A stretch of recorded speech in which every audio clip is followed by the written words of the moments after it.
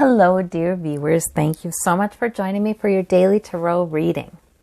I always ask you to choose the stone that draws you, the one that matches your intuitive vibrations. All right, and we begin. I just love this part of the day because a lot of times I hear things I need to hear too. Spirit always tells me I've picked this stone and I didn't even remember if I picked it, but that's always funny. Okay. For those of you who chose the orange stone, the orange cornelian, we have the Fool. We have the Five of Wands. We have the Queen of Cups. Marvelous. So the Fool card, for those of you who are new to tarot, a lot of times people interpret it positively. Actually, all the cards can have both a positive and a negative meaning. And it sort of kind of depends upon where the person is vibrating right now, how are they doing? But it also, we know from the cards around it, kind of tells a story. So I take a positive meaning for this Fool card because it's a beckoning of a new beginning. It's like the excitement rising. It's like you can sense there may be a new beginning out there in some area of your life. So it can be big, but it can be kind of small too. The Queen of Cups is the excellent card right by it, telling me this is a mature new beginning. This is not a new beginning that is rash or, a learning experience. No, this is a mature new beginning. This is something that you would approach with caution and wisdom and great insight. See, the Queen of Cups, she understands the depth, the multi-layered ambiguity of a situation. She does not mind that at all. She is all right with reading that. She loves to read other people. She reads her own emotions. She knows that any change you make is going to bring about a bunch of other changes. And she knows what changes feel right to her in her gut and what don't. So the Queen of Cups is the maturity and the wisdom to make a good choice in this new beginning. So whatever area of your life this pertains to, you will do well with it. You can use your wisdom to know. Now, the Five of Wands can be internal conflict about it. It can be, maybe it hasn't settled into a knowing yet, because that's internal conflict. That is sort of a normal part of decision making, I think. Where we weigh out, the different priorities. Wands can be priorities. They can be goals. They can be other people's goals as well as ours. And so that can create some internal conflict. But it's all right to be in that space too, because eventually you're going to get to this, you'll come to a knowing. You'll come to a resolution of that, what form this new beginning is going to take. Now, the Five of Wands can also be conflict or debate around you that you're a part of. Maybe an unwilling participant in, because the Queen of Cups does not like conflict. The Queen of Cups is much rather have things peaceful. In fact, maybe sometimes puts up with too much to keep the peace. Because, see, the Queen of Cups puts a lid on her cups. So sometimes, she's the peacemaker, but she's keeping her emotions to herself, So if this is, the new beginning may have to do with resolving some kind of internal conflict or how you're going to address conflict otherwise, some other kinds of disagreement. Now, the Five of Wands is not a terrible card. It's just, people trying to do something together. They have to accomplish something together, and there's disagreement or there's competing needs or competing ideas. That's all. It's conflict to be worked out. But yeah, that new beginning may pertain to that. But if you feel the excitement growing for a new beginning and you feel the wisdom and you start to feel it coalescing, what it is it's going to be. And I think you may not be there yet, and that's why we're getting the Five of Wands, but you will get there. You will. And there's some powerful major arcana energy behind that new beginning. So that's always nice to know.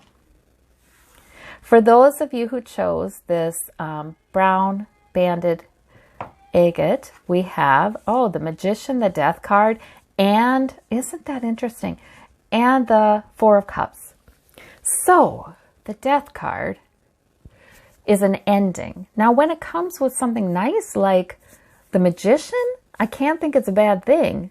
It's sort of like you're manifesting an ending, because the Magician manifests what will bring about a better, more heavenly kinds of things into his life. I mean, more beneficial things into his life. So somehow this is about manifesting an end, something that needed to end.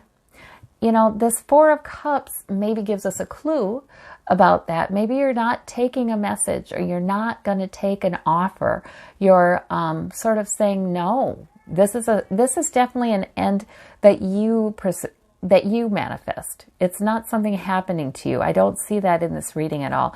I see it being something that you're accepting, and you're maybe even doing it. Like you're really done with something. Sometimes that Death card, I feel like it just brings a lot of peace. It's sort of like okay, you know, that's done, and it's correct that it's done. You know, I have peace with this. And yeah, the Four of Cups is refusing something. Maybe you put an end to somebody's trying to tell you things, and you're saying, no, I am not believing that. Or maybe somebody is trying to offer you things and say you should be satisfied with this, and you're saying, no, I'm not satisfied with it. Instead, I'm going to manifest something much better. So there's an interesting mix of cards here, I think. Very interesting. And I do think you have to take your own experience and read with that as well. Because, you know, these cards could mean something else too. They could have an alternate meaning for another person. I mean, there could have already been an end to something, and you're just accepting that. You know, there's change, there's a magical transition in accepting it, and in not taking a message about it that you know is false, you know, and accepting the facts as they are.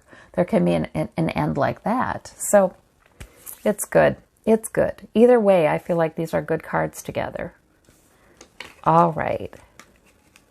For those of you who chose this blue bead, we have the Seven of Coins, we have the Page of Cups, and we have the Knight of Wands. So no major arcana here, not a major arcana kind of day. Don't have to make a big decision. There may be a little bit of, you know, your work is fine. Your security is fine. What you're doing to enhance your security is just fine. But there may be a little moment of either dissatisfaction with it, or is it enough? Is it enough? Kind of feeling. But that's a feeling that comes and goes. Really, then there's a little bit of good news coming in here. So I just feel like that might be a feeling that comes and goes, you know. Maybe there's some sort of dissatisfaction or concern about either your work, or Pentacles can be health too. They can be any source of security, but it's nothing major. And really, in fact, you do have enough. There is plenty here, and you have enough.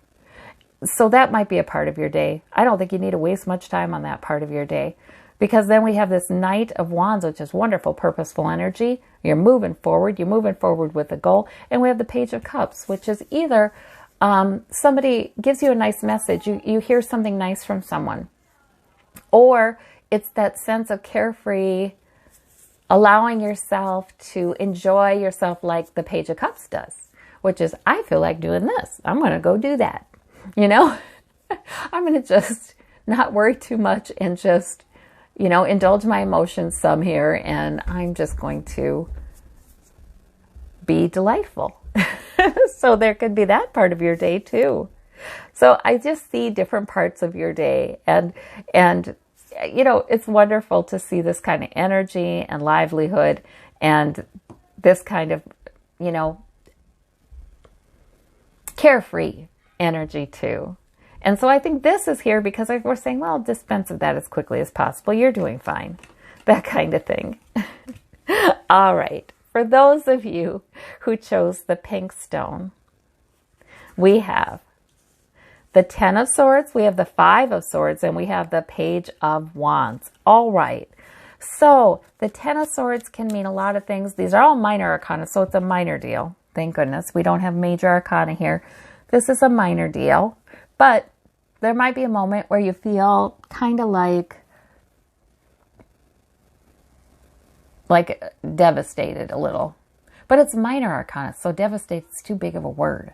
It's almost like you feel a little like brought low, a little low, or there was a blow to how you feel. And it could be thoughts.